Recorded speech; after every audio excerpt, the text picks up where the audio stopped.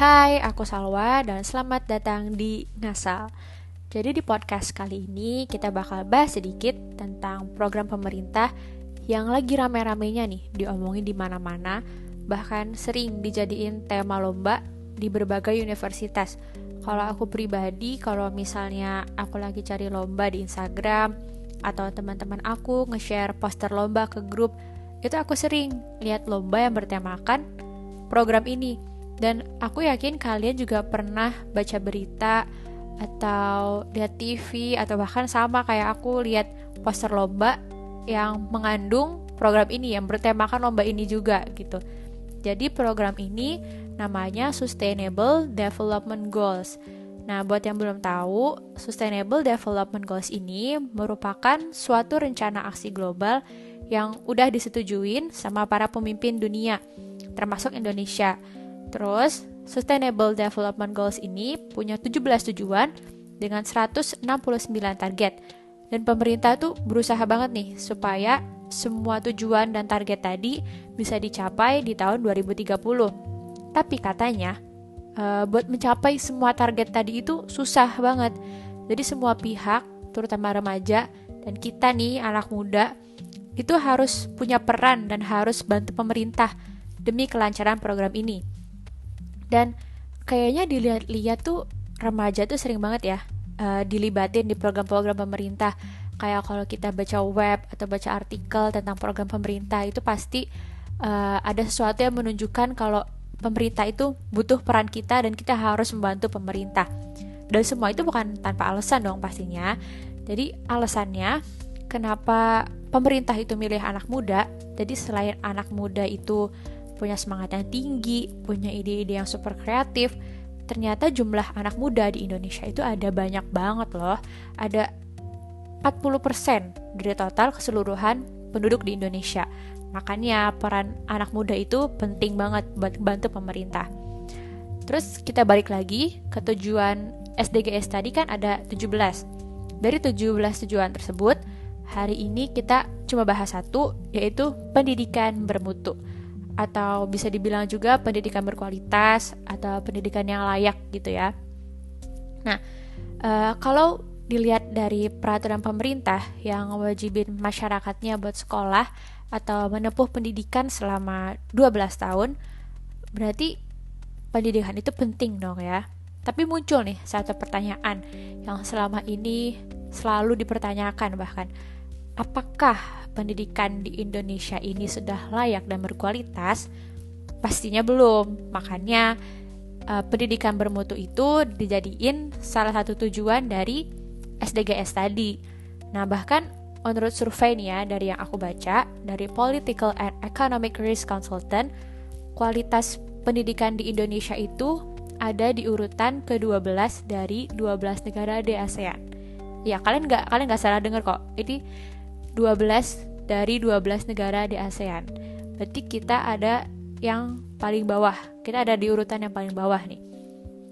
Dan gak cuma itu, menurut data Balitbank tahun 2003, dari sekian banyak SD, SMP, dan SMA yang ada di Indonesia, itu cuma beberapa sekolah aja nih yang dapat pengakuan dari dunia.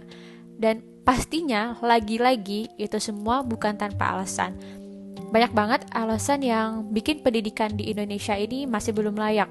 Kalau menurut Hasbullah tahun 2005, rendahnya kualitas pendidikan di Indonesia ini datang dari 2 faktor katanya. Yang pertama ada faktor internal, terus ada faktor eksternal. Nah, kita bahas dulu nih faktor internal. Kalau dari faktor internal itu kayak kurangnya motivasi belajar dari siswanya dan juga kurangnya kemandirian dari siswa buat belajar. Terus kalau kita bahas faktor eksternal ini ada banyak. Yang pertama, kurangnya sarana prasarana. Jadi contohnya kayak sekolah belum punya gedung sendiri. Jadi terpaksa dong siswanya harus numpang di sekolah lain. Terus banyak juga sekolah yang belum punya perpustakaan. Jadi siswanya ini kekurangan sumber belajar. Terus ada juga sekolah yang belum punya akses internet gitu di sekolahnya, terutama sekolah yang ada di daerah perbatasan. Terus yang kedua, kurang profesionalnya tenaga pendidik. Contohnya kayak guru-guru yang ngajarnya monoton. Jadi bikin muridnya cepat bosan kan.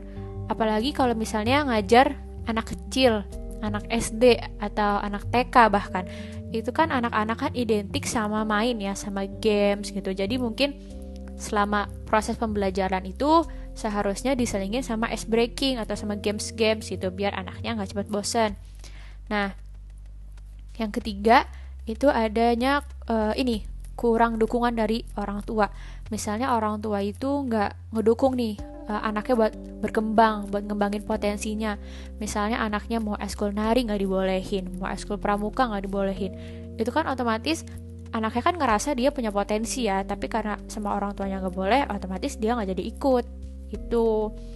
Terus kita balik lagi ke yang awal tadi, aku bilang kan pemerintah itu butuh peran anak muda buat ngelancarin program ini.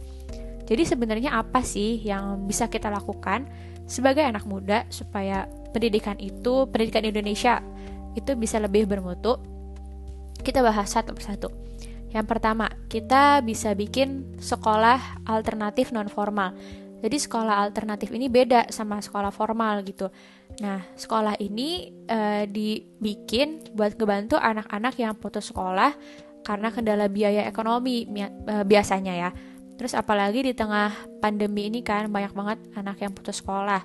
Alasannya karena nggak punya HP misalnya atau nggak punya akses internet. Kalau selain dari sisi ekonomi, itu juga ada anak yang putus sekolah karena nikah. Kenapa mereka nikah? Karena ngerasa bosan katanya sama pandemi. Orang tuh kalau bosan tuh ngapain gitu ya, main sama temen atau ngapain, ini nikah gitu, aneh banget. Kalau misalnya menempuh pendidikannya di jenjang kuliah sih ya nggak apa-apa nikah, tapi kan kalau di jenjang SD, SMP, SMA kan masih nggak boleh lah ya, karena masih di bawah umur juga. Terus yang kedua itu karena selama pandemi kita kan, ini cara yang kedua ya. Yang kedua, selama pandemi kan kita banyak di rumah nih. Otomatis kita banyak berkomunikasi sama orang-orang lewat sosial media dong.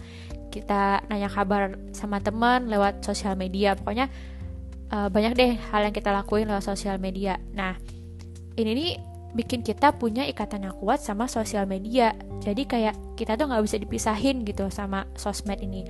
Kita bisa manfaatin nih dari sisi ini. Kita bisa nyebarin informasi atau tulisan-tulisan positif dan juga mendidik. Kayak kemarin waktu aku libur semester itu, aku lihat di Instagram banyak banget komunitas atau organisasi yang didiriin sama anak muda tadi. Terus mereka ngadain virtual campaign. Nah, temanya pendidikan. Jadi kan semakin banyak orang yang ikut virtual campaign tadi, semakin banyak juga kan orang yang mulai sadar kalau pendidikan yang layak itu penting. Nah, atau bisa juga kita sebagai anak muda itu turun langsung ke masyarakat, apalagi ke tempat-tempat yang terpencil gitu kan. Jadi selama beberapa minggu kita di sana, kita ngajar anak-anak yang ada di sana. Biasanya aku lihat kegiatan ini tuh ada di KKN. Soalnya aku punya teman kan yang kuliahnya udah semester atas, terus mereka KKN, terus aku dengar dari cerita mereka itu, atau biasanya aku lihat dari snapgram mereka sih, itu mereka ngajar anak-anak kecil yang ada di daerah KKN mereka, gitu kan, bagus banget ya, itu meningkatkan pendidikan yang ada di daerah tersebut, gitu. Kan tadi faktor internal itu ada kurangnya motivasi belajar ya, tadi di awal yang kita bahas. Nah, buat masalah itu, para pemuda di Lombok Timur itu udah nemuin solusinya. Ini keren banget. Jadi para pemuda di Lombok Timur itu membentuk Sasak Care Community. Jadi itu merupakan komunitas yang bergerak di bidang sosial dan pendidikan, sekaligus jadi wadah buat para pemuda di sana buat ngimplementasi ini pengetahuan sama wawasan yang mereka dapat di bangku perkuliahan. Nah, terus kegiatannya, salah satu kegiatan dari Sasak Care Community ini ada yang namanya Learning, Teaching, and Playing, atau biasanya mereka sebut dengan Sasak Mengajar.